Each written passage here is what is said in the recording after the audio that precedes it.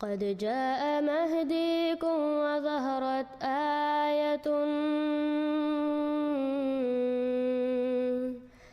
فاسعوا بصدق القلب يا فتياني.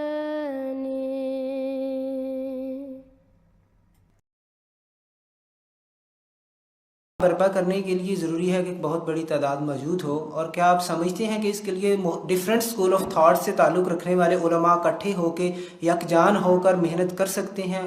اگر کر سکتے ہیں تو کس طرح اور کب تک کس طریقے سے ہو سکتا ہے؟ دیکھیے، پہلی بات تو یہ ہے کہ اپنے ذہن سے اس خیال کو نکال دیجئے کہ علماء متفق ہو سکیں گے. دیکھیے، پہلی بات تو یہ ہے کہ اپنے ذہن سے اس خیال کو نکال دیجئے کہ علماء متفق ہو سکیں گے. علماء اختلاف کے اتنے خوگر ہو گئے ہیں اور اتنے اس کے اندر گہرے اتر چکے ہیں کہ ان کا جمع ہونا ممکن نہیں. ایک حنفی عالم جو ہے وہ کسی مسئلے میں بھی حنفی مسلک سے ہٹ کر کوئی بات کرنا یا سننا گوارا نہیں کرتا. اصل میں ہوگا کیا، کوئی ایک نئی جماعت اٹھے گی، نئی جماعت، وہ جماعت دعوت دے گی اور وہ انشاءاللہ تمام لوگوں میں سے سلیم الفطرت لوگ کھنچ کر آ جائیں گے. تو وہ لوگ آئیں گے، ان سے ایک جماعت بنے گی. وہ جماعت، دیکھیے میں ایک مثال آپ کو دے دوں. حضور کی بعثت کے وقت، اس وقت کے مسلمان کون تھے؟ پہلے سے مسلمان وہ یہودی تھے.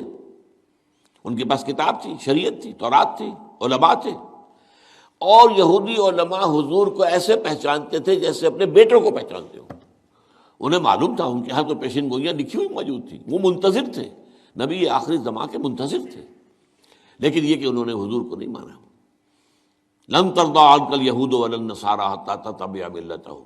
وہ آپ کی بات نہیں مانیں گے اے نبی، وہ تو چاہیں گے آپ ان کی پیروی کریں. تو علماء تو یہی چاہتے ہیں کہ جو بھی آئے وہ ہماری پیروی کرے. وہ ہمارے رخ کے اندر آ جائے، اسی کے اندر ڈھل جائے. اس لیے اس کی بجائے ایک نئی جماعت جس میں کہ انشاءاللہ ان تمام حلقوں سے لوگ پھر شامل ہوں گے، آئیں گے کھنچ کر، اور پھر ایک جماعت بنے گی. اور ریولوشن لانے کے لیے جو ہے بہت بڑی تعداد کی ضرورت نہیں ہوتی.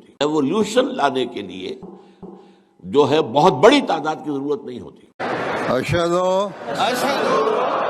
اللہ الہ الا اللہ وحدہ لا شریک لہ واشہد ان محمدا عبدہ ورسولہ.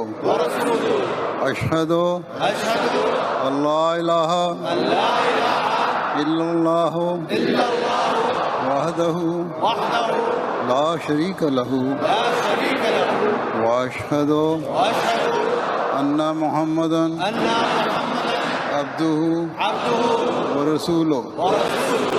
اس حوالے سے حضور نے جو انقلاب برپا کیا، تو کیا آپ کے ساتھ لاکھوں آدمی تھے؟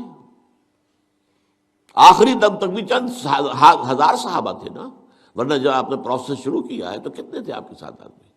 لیکن اصل میں ہوتا کیا ہے کہ وہ لوگ اپنی جو ہے ڈیپتھ آف کمٹمنٹ، جتنا ان کا ارادہ پختہ ہوتا ہے اور جس طریقے سے وہ اپنی جو ہے وہ ڈیووشن اور ڈسپلن. ہم تو رکھتے ہیں مسلمانوں کا دل، ہم تو رکھتے ہیں مسلمانوں کا دل.